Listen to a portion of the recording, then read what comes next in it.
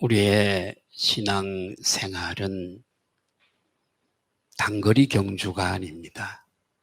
우리의 신앙 영적 생활이란 장거리 경주입니다. 우리는 특별하신 아무나 다 예수를 믿고 그리고 천국 갈 수 있는 것은 아닙니다. 하나님이 선택한 사람이 아니면 불가능합니다. 우리는 하나님께서 특별히 우리를 사랑해 주셔서 우리를 이렇게 불러주셨습니다. 그리고 구원의 방주에 우리를 태워주시고 그 구원의 방주가 나아가는 그 목적지는 천국인 줄로 믿습니다. 고로 우리는 이 천국 방주에 올라탄 우리 모두는 다 우리가 나아가는 길이 순탄하든지 곧 순경이든지 때로는 역경이든지 일제 치하의 36년 동안의 그 어려운 힘든 중에서도 신앙을 잃지 않고 끝까지 신사참배를 반대했던 많은 성도들과 주의 종들처럼 순경을 만나든지 역경을 만나든지 하나님과 하나님의 말씀을 꼭 붙잡고 요동함이 없이 우리는 완주를 꼭 해야 될 줄로 믿습니다. 진주조개의 사연을 아시죠? 진주는 조개나 굴 등의 폐류에서 만들어지는 것이 진주조개입니다. 조개는 물을 그 입수관으로 빨아들입니다. 그래서 물속에 포함된 미네랄을 섭취하고 나머지를 다 내보내게 되어지는데 이 빨려 들어온 모래 같은 것들이 간혹 조개의 살속까지 파고듭니다. 그래서 조개는 너무 이것이 고통스럽기 때문에 이것을 내보내려고 분비물을 자꾸 내서 밀어내지만은 그러나 한 커플, 두 커플 자꾸 쌓이게 되어지게 되어집니다. 이것이 커갈수록 진주는 그 살이 너무 고통스럽고 아프지만 이것이 6개월, 1년, 2년, 3년, 4년, 5년, 6년 되어지면 그러면 영롱하고 찬란한 귀한 진주를 탄생시키는 줄로 믿습니다. 네. 예. 하나님께서 귀하게 쓰시고 하나님께서 축복하시려고 하는 사람들은 필요하실 때 하나님의 사람들도 이 같은 원리로 연단을 시키시고 그리고 훈련을 시키시는 겁니다. 그리고 사용하시고 축복하시는 줄로 믿습니다. 오늘 그 한 사람을 소개해 드리려고 하는데 그가 바로 다윗, 성경에 다윗이라고 말하는 다윗이라는 사람입니다. 오늘 다윗에 대해서 시편을 함께 좀 은혜를 나눴으면 좋겠고 제가 이 시편을 의미를 알고 이 시편을 읽으면서 큰 감동과 은혜를 받았기 때문에 저에게 하나님이 성령으로 은혜를 주신 하나님이 오늘 1부 예배도 은혜를 주셨을 것이고 오늘 2부 예배도 분명히 하나님이 은혜를 주실 줄로 믿습니다. 이스라엘의 두 번째 왕인 이 다윗 왕은 이스라엘의 모든 왕들 가운데 가장 존경받는 왕입니다. 그러나 많은 사람들은 이 다윗이 왕이 되기까지 왕자에 앉을 때까지 얼마나 많은 수많은 어려운 시간을 보냈는지는 잘 알지 못합니다. 한 사람이 한 회사를 경영해서 큰 대기업을 만들었다면 사람들은 그가 이룩해 놓은 꽃과 열매를 보지만은 그 기업을 이룰 때까지 피나는 그 고통은 별로 많이 신경 쓰지 않습니다. 다윗도 마찬가지. 이스라엘의 초대 왕은 우리가 잘 아는 사울 왕입니다. 일대 왕입니다. 이 사울이 왕으로 있을 때에 이스라엘이 블레셋이 변하여 팔레스타인이 되거든요. 이 블레셋과 전쟁을 하게 되어집니다. 다윗의 아버지가 누구죠? 이새입니다. 이새에게는 몇 명의 아들이 있었을까요? 8명의 아들이 있어요. 많죠? 딸은 나오지 않아요. 8명의 아들이 있었습니다. 그 중에 다윗은 몇 번째일까요? 막내입니다. 그런데 이때 블레셋과의 전쟁 중에 있을 때에 이새의 아들, 즉 다윗의 형들 3사람이 블레셋과의 전쟁에 참여하게 됩니다. 전쟁에 참석을 하게 되어집니다. 하루는 아버지 이새가 그 자식들 셋이 전쟁에 나갔으니까 궁금했던 것 같습니다. 그래서 막내 다윗을 불렀습니다. 다윗아, 너 이 먹을 것을 가지고 너 형들에게 가서 안부를 좀 알아가지고 와라. 내가 궁금해서 못 견디겠어. 그래서 다윗은 아버지가 싸준 이 떡이라든가 이런 먹을 것을 들고 멀리 이제 전쟁하고 있는 형들을 찾아가게 되어집니다. 오늘날 같으면 있을 수 없는 일이지만 옛날 전쟁에는 그랬던 것 같습니다. 그래서 전쟁에 가보니까 형들도 만나게 되어지고 전세를 보니까 양쪽이 대치해서 골짜기를 사이에 두고 싸움을 하게 되어지는데 블레셋의 골리앗이라고 하는 거구가 아주 큰 장수가 하나님을 모욕하고 그리고 할례받은 이스라엘 백성들을 모욕하면서 앞에서 큰 소리를 치는데 이스라엘 백성들은 꼼짝 못하고 그로 인해 사기는 떨어지고 군사들 중에는 도망가는 사람도 있게 되어지고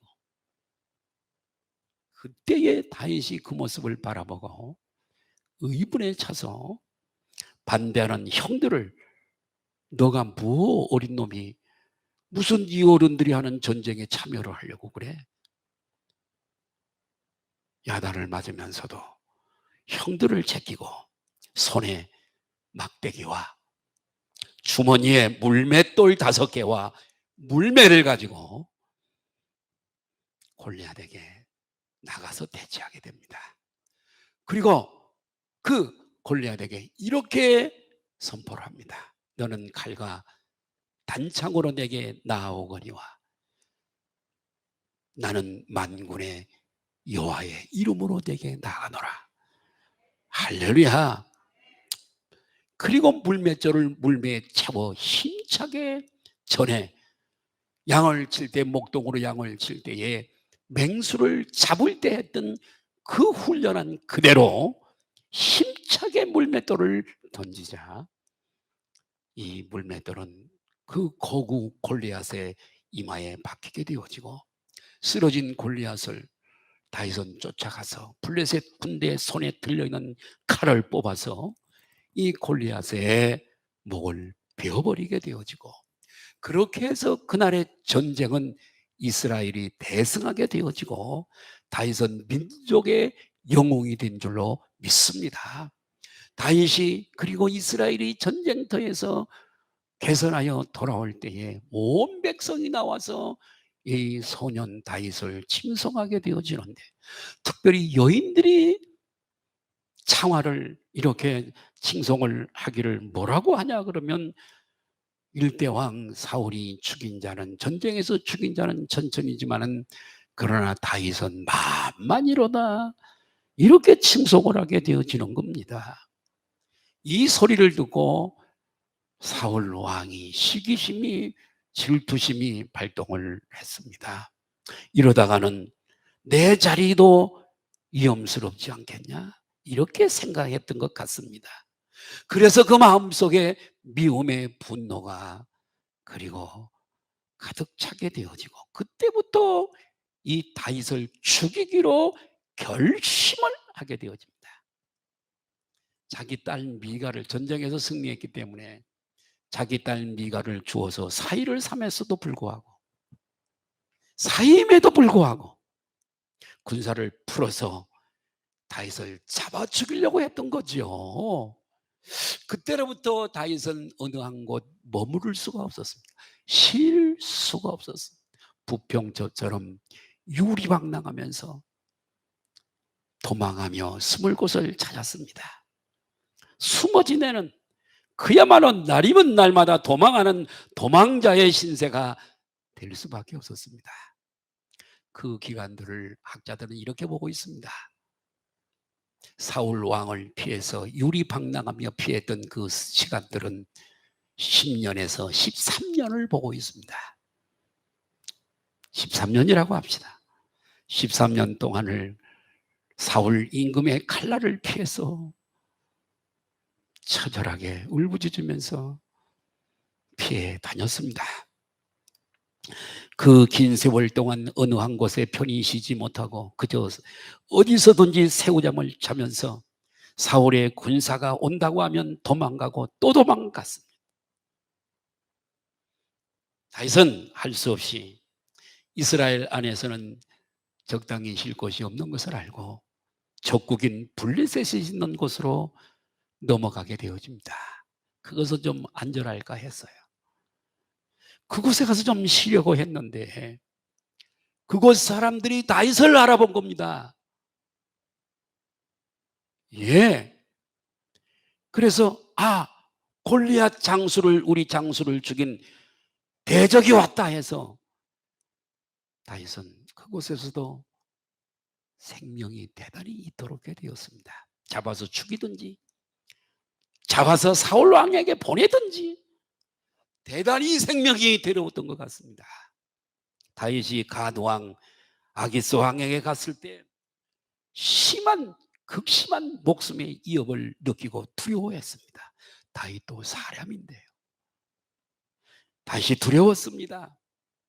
그래서 아기스 왕 앞에서 살기 위해, 자기가 살기 위해서, 목숨은 하나뿐인데 그의 행동을 변하게 되어집니다. 미친 사람이 아니고 정상적인 사람이지만, 그러나 미친 사람 흉내를 냈습니다. 미친 채 하면서, 정신은 말짱하지만 미친 채 하면서 침을 흘려내려서 그 수염이 길었던 것 같습니다. 수염으로 막 침을 뱉어서 침이 흘러내려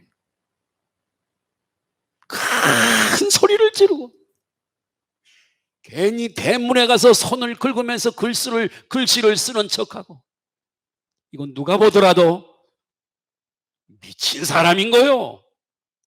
네, 사랑하는 여러분, 이게 무슨 체면입니까? 자기를 수하에 따르는 사람들도 있는데 그들 앞에서 이게 무슨 행동입니까? 다윗은 이때 무슨 큰 죄를 지은 것도 아닙니다. 그가 한 일이 있다면 조국을 위해서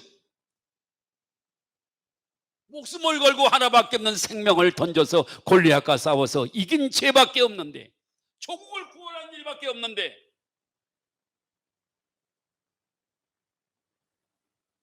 조국을 위해 목숨을 걸고 싸운 결과가 이렇다면 너무 억울한 생각이 왜 안 들겠어요?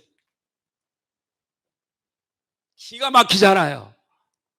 13년 동안이나 쫓겨다니는 이 고난이 말이에요. 부르지나 말지.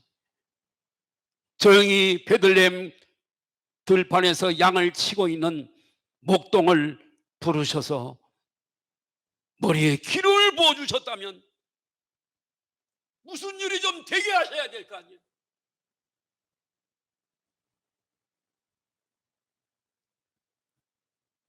이 부하들 앞에서 이게 무슨 꼴이에요? 그런데요, 이런 현실 속에서요, 기가 막힌 이런 현실 속에서 국내에서 쉴 수 없어 외국으로 국경을 넘어갔더니 그곳에서도 이런 어려움을 당하는 이런 현실 앞에서, 두려움 속에서요, 다윗은요, 낙심하는 것이 아니라요, 절망한 것이 아니라 이런 상황 속에서도 시를 지어서 하나님을 찬양했습니다.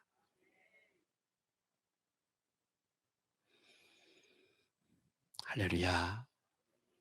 교회는 내가 서비스 받으려고 나오는 장소가 아닙니다. 내가 믿고 영원한 생명을 얻고 내가 복을 받고 내가 구원을 받고 나로 말미암아 우리 가족들이 다 구원받고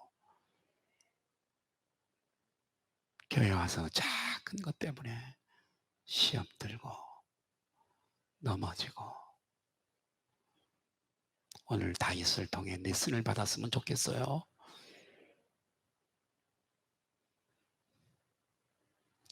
능히 절망할 만한, 낙심할 만한 사건이잖아요.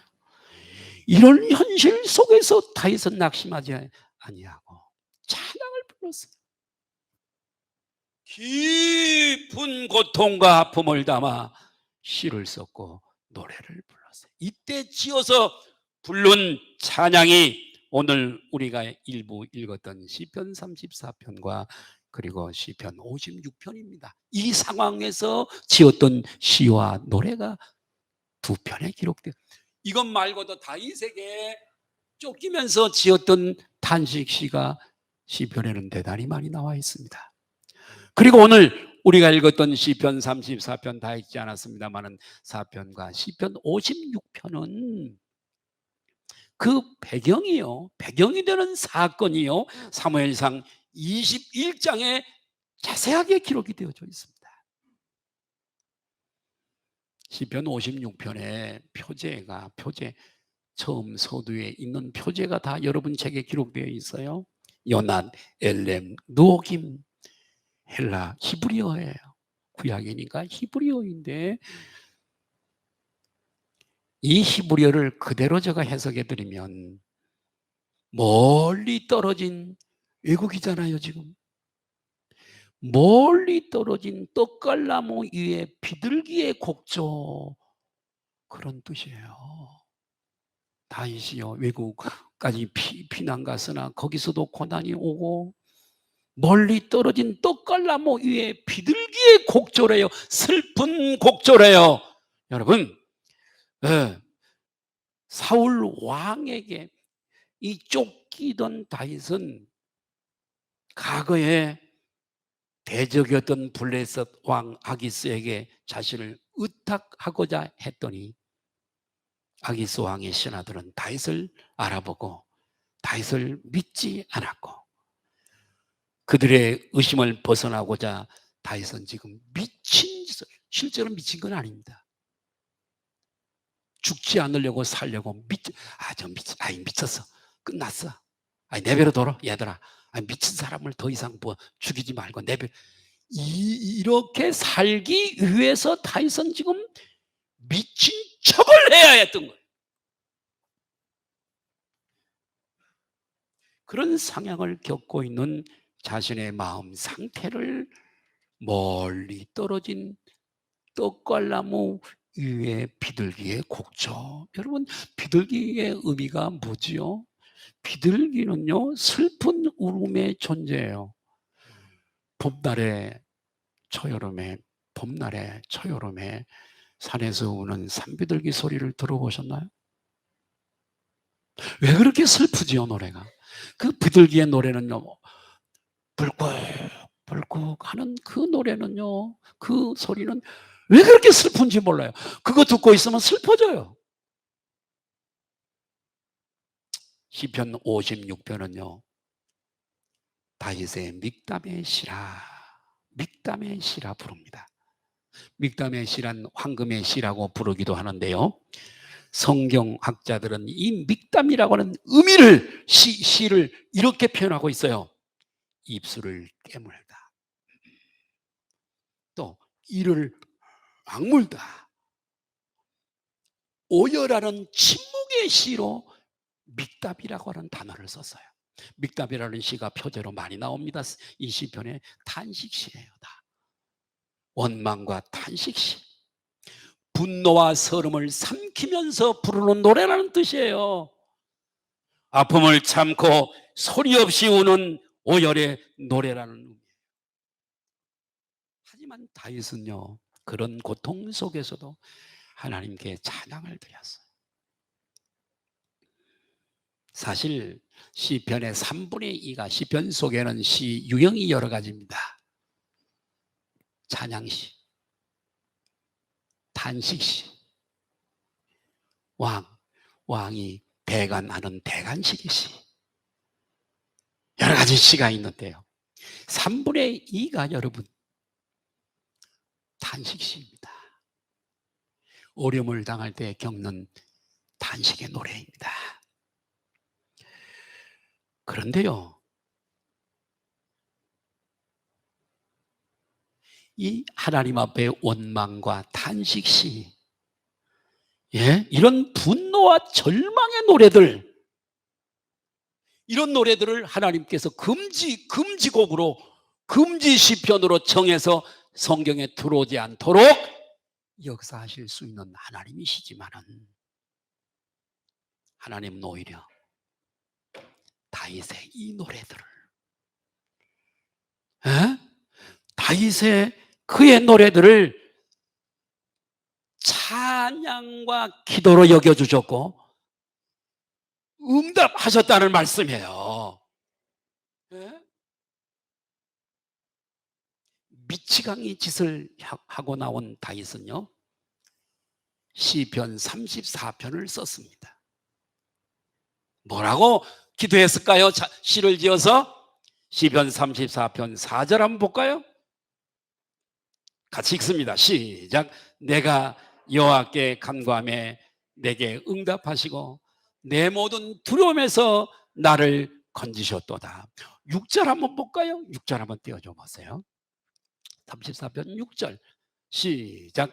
이 곤고한 자가 얼마나 곤고하겠어요. 다윗이 지금요 블레셋 지경에 가서 어려움을 당하고 있으니 이 곤고한 자가 부르짖음에 여호와께서 들으시고 그의 모든 환난에서 구원하셨도다. 다윗이 블레셋에서 미친 짓을 하고 소리를 미친 사람처럼 지르고 침을 수염에 흘러내리고 그리고 대문 벽을 극적거리기는 했지만 성경에 보면 간절히 소리내서 통성기도한 적은 없어요. 저를 살려주세요, 그런 것도 없어요. 이 위기를 좀 벗어나게 해주세요, 그런 기도도 없습니다. 다만 다윗에게 있었던 것은 살고자 하는 미친 짓하고 몸부림밖에 없었어요. 몸부림. 4절 6절 아까 우리가 읽었습니다마는 그 응답은 뜨거운 통성기도 때문에, 열정을 가진 통성기도 때문에 응답하신 것이 아니라 살기 위해 부르짖는, 미친 사람이 부르짖는 그 비명소리를, 그 마음에 견딜 수 없는, 어찌할 수 없는 그 비명소리를 하나님이 기도로 들으시고 응답하신 줄로 믿습니다.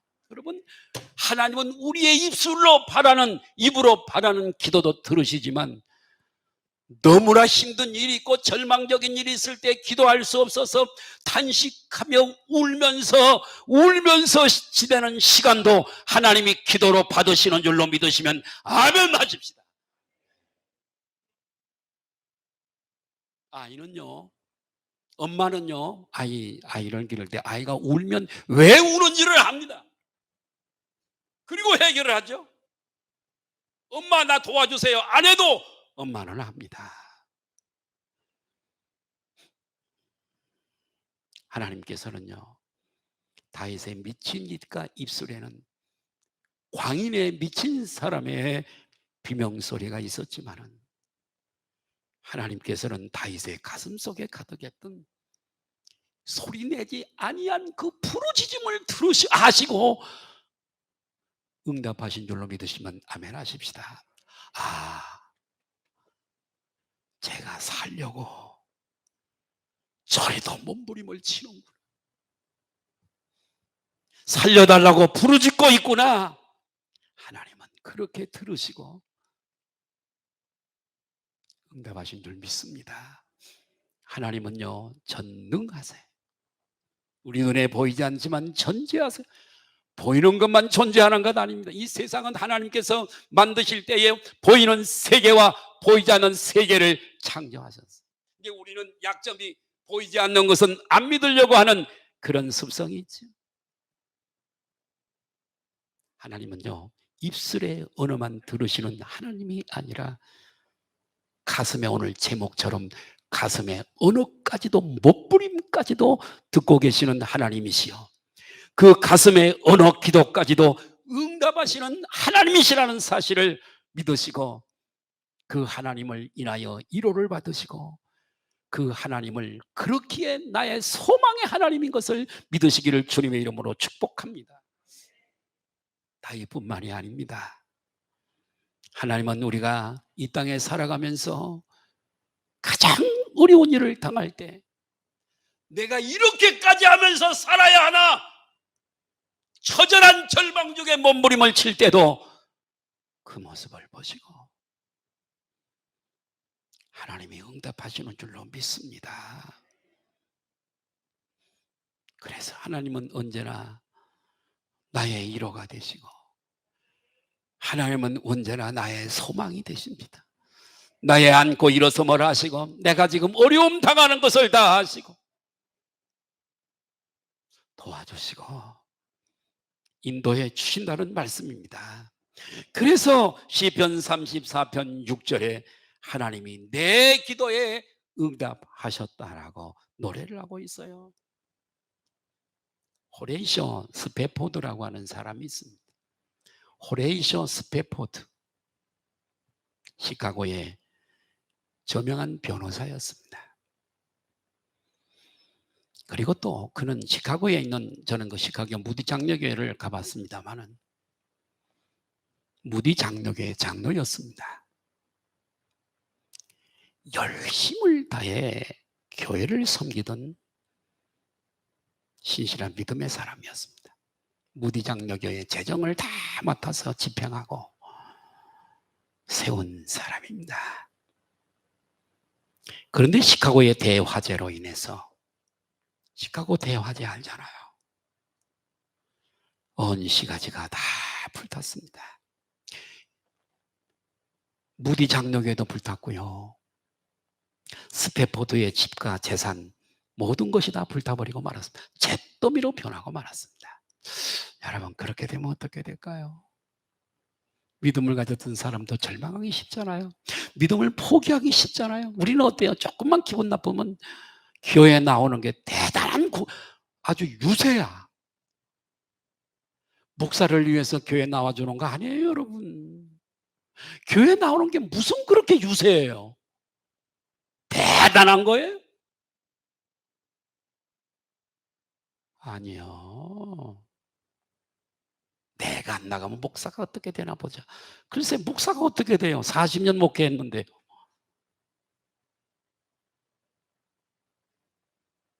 자, 보세요. 우리는 이런 얘기를 듣고 은혜를 받아야 돼요. 자, 스페포드 얘기 들어보세요.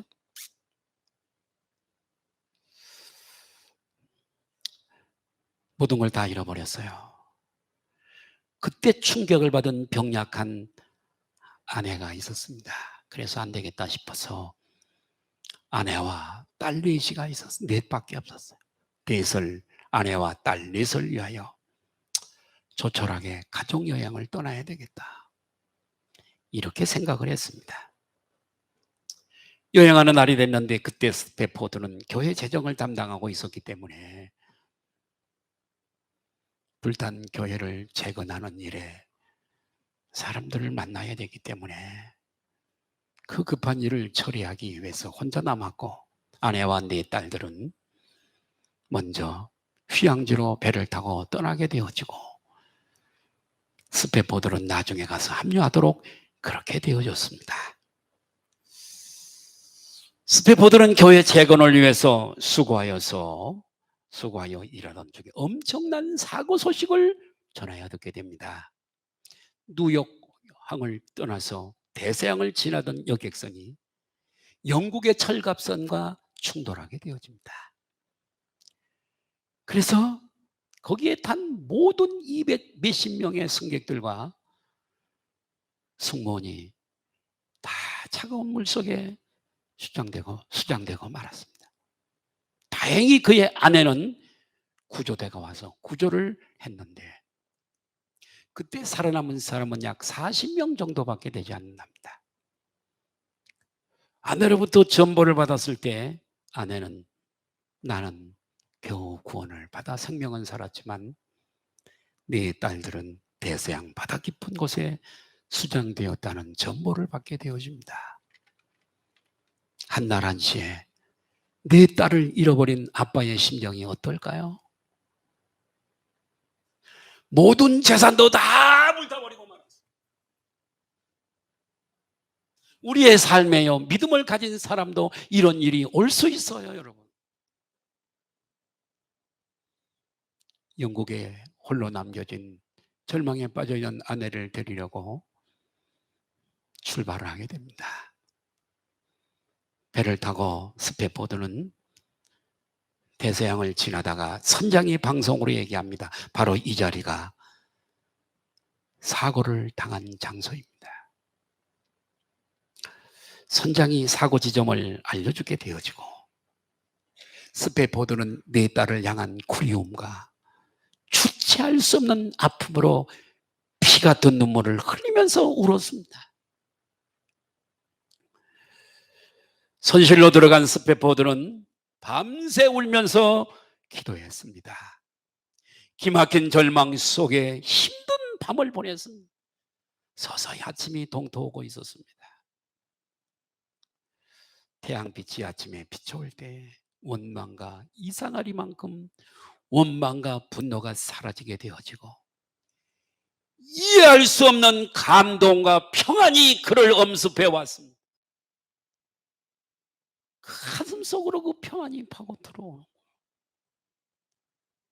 그 감동으로 이런 어려운 중에서도 하나님 앞에 감동으로 기도를 드렸습니다. 그랬더니 절망과 분노가 떠나가고 하늘의 평강이 그의 마음을 사로잡게 되어줘서 가슴 속에 밀려 들어오는 그 감동을, 벅찬 감동을 견딜 수가 없어서 종이에 감동이 오는 대로 글을 쓰게 되어졌는데 그것이 바로 찬송가 내 평생에 가는 길입니다. 사무엘상 21장 10절 15절의 삶을 지내면서 시편 34편을 노래하는 사람은 적습니다. 이런 고난의 삶을 살면서 시를 지어서 하나님을 찬양하는 사람은 적습니다. 그러나 차원 높은 우리 소망 성격교회 지체된 저와 여러분들은 미친 채 하며 살아야 했던 살아야 하는 처절한 현실 속에서도 감사와 찬양을 돌리는 차원 높은 명품 성도가 되시기를 주님의 이름으로 축복합니다. 작은 어려움에도 절망하며 신앙을 포기하거나 이런 성도가 없기를 주님의 이름으로 축원합니다. 우리의 가슴의 언어를 들으시는 주님으로 인해 고통과 눈물을 찬양과 눈물로 승화시키는 그런 차원 높은 성도들이 되시기를 바랍니다. 어떻게 기도해야 할지 알 수 없을 그때에도 성령께서는 우리들에게 성령으로 탄식하며 기도하시는 줄로 믿습니다. 들리는 언어로 기도하고 들리는 언어로 응답받는 것만이 기도라고 생각한다면 아직 기도를 다 모르는 사람입니다. 욥은 아내가 하나님을 욕하고 죽으라고 하는 저주가 가슴에 와 닿는 순간에도 욥은 저주하지 아니하고 하나님을 진정한 찬양을 돌리게 되어지는 것을 우리는 압니다. 내 몸에 들어온 고통이 크면 클수록 크고 가치 있는 진주를 만들어내는 줄로 믿습니다. 나의 가슴에 언어를 몸부림과 견딜 수 없는 몸부림에 가슴의 언어를 들으시는 하나님으로 인해 위로가 되시기를 바라시고 그 하나님을 소망하시기를 예수님의 이름으로 축복합니다. 축원합니다. 기도하시겠어요? 걸어가신